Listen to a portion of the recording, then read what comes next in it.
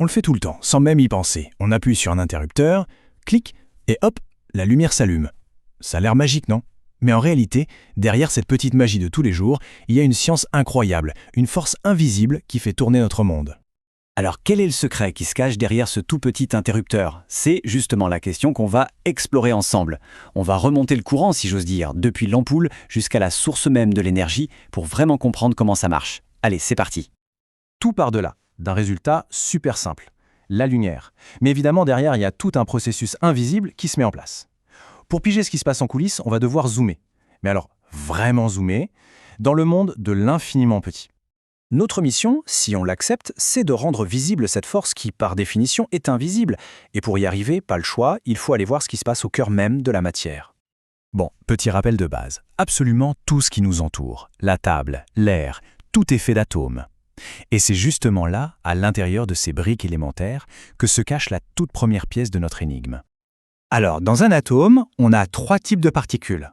Au centre, bien au chaud dans le noyau, on a les protons, ils ont une charge positive, et les neutrons, qui eux, comme leur nom l'indique, sont neutres. Et puis, autour de ce noyau, on a les électrons, qui tournent avec leur charge négative. Et croyez-moi, ce sont eux, les électrons, les véritables vedettes de notre histoire.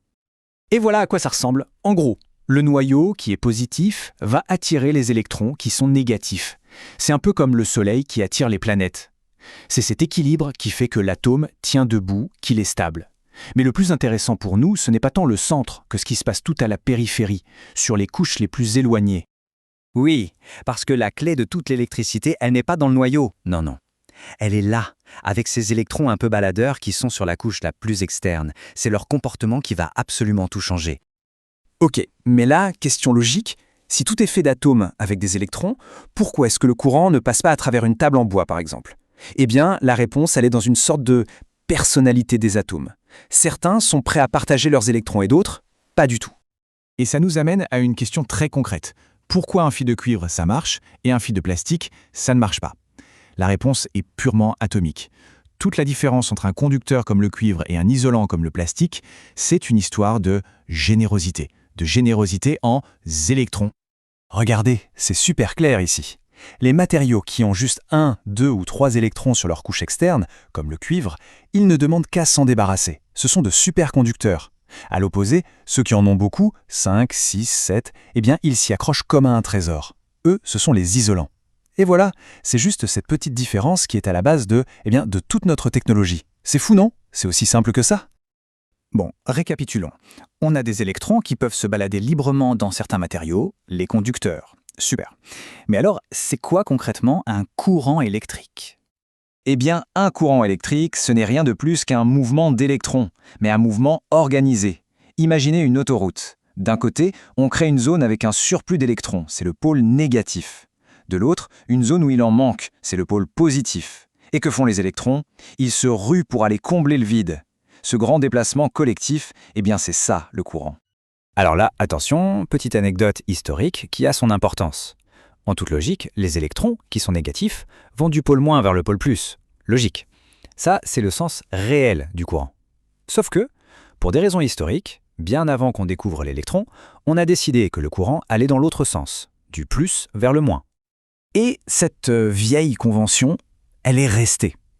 Donc, même si on sait très bien aujourd'hui que les électrons vont du moins vers le plus, absolument tous les schémas électriques sont dessinés avec le courant qui va du plus vers le moins. C'est le sens dit conventionnel. C'est un détail, mais un détail crucial si on veut pouvoir lire un plan électrique sans se tromper. Parfait. On a donc nos électrons qui filent en randonnion dans un conducteur. La grande question c'est, et alors? À quoi ça sert? Eh bien c'est là que toute la magie opère. Parce que ce simple petit déplacement d'électrons, on peut le transformer en une quantité d'effets incroyablement utiles.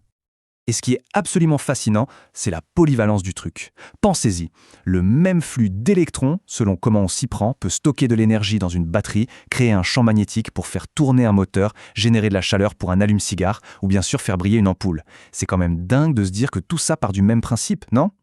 Et là, on voit comment tout ça s'assemble dans un système concret, comme celui d'une voiture par exemple. On retrouve tous nos éléments. Le générateur d'énergie, c'est la batterie et l'alternateur. L'interrupteur, c'est tout simplement la clé de contact. Et les consommateurs, ceux qui utilisent l'énergie, eh bien ce sont les phares, le démarreur, la radio. C'est un véritable ballet d'électrons, parfaitement orchestré, et tout ça pour nous rendre service. Alors voilà, la prochaine fois qu'on appuiera sur un interrupteur, on pourra se rappeler qu'on ne fait pas que créer de la lumière. Non, on met en mouvement des milliards et des milliards d'électrons. De la structure de l'atome à la force qui fait tourner le monde, le secret est maintenant percé.